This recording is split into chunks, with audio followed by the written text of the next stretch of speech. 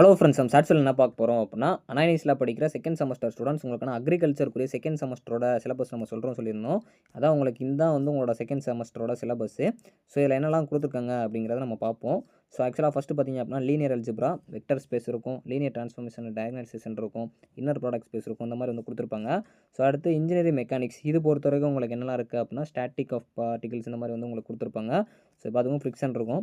So அடுத்து வந்து உங்களுக்கு அப்ளைடு ஃபிசிக்ஸ் 2, இது பொறுத்த வரைக்கும் எல்லாருக்குமே மோஸ்ட்லி ஒரு காமன் பேப்பராக இருக்கும். இது நல்லா பார்த்து வச்சுக்கோங்க. இதில் என்னெல்லாம் கொடுத்துருங்க, லைட்னிங் இருக்குது, இந்த மாதிரி கான்செப்ட்ஸ் இருக்குது. அடுத்து BEEE basic electrical and electronics engineering பொறுத்த வரைக்கும் உங்களுக்கு இந்த சப்ஜெக்ட்ஸ்லாம் இருக்குது. ஸோ பார்த்துக்கோங்க, இந்த யூனிட்ஸ்லாம் இருக்குது. ஸோ அடுத்து வந்து உங்களுக்கு அப்ளைடு கெமிஸ்ட்ரி 2, இதுவும் காமன் பேப்பர் எல்லாத்துக்குமே மோஸ்ட்லி இருக்கும். ஸோ இதுவும் பார்த்திங்கன்னா என்னெல்லாம் கேட்டிருக்காங்க, ஃபெர்டிலைசர்ஸ் இருக்குது, பெஸ்டிசைட்ஸ் இருக்குது, டாக்ஸாலஜி இருக்குது. ஸோ இந்த மாதிரி உங்களுக்கு கொடுத்துருக்காங்க. ஸோ அடுத்து தமிழரும் தொழில்நுட்பம், இது பொறுத்தவரை தமிழ் சிலபஸ் இங்கே இருக்கும், இங்கிலீஷ் சிலபஸ் இங்கே இருக்கும்.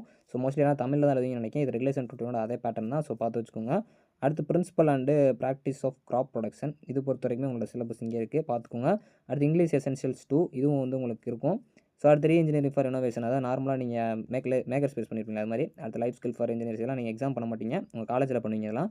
ஃபிசிக்கல் எஜுகேஷன் 2, அதுக்கப்புறம் இந்த ஃபிசிக்கல் எஜுகேஷன் 2 போக உங்களுக்கு நிறைய லாங்குவேஜ், அதாவது ஃபாரின் லாங்குவேஜ் நீங்கள் எடுத்து பண்ணலாம்.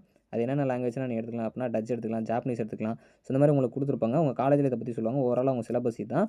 ஸோ தேங்க்ஸ் ஃபார் வாட்சிங்.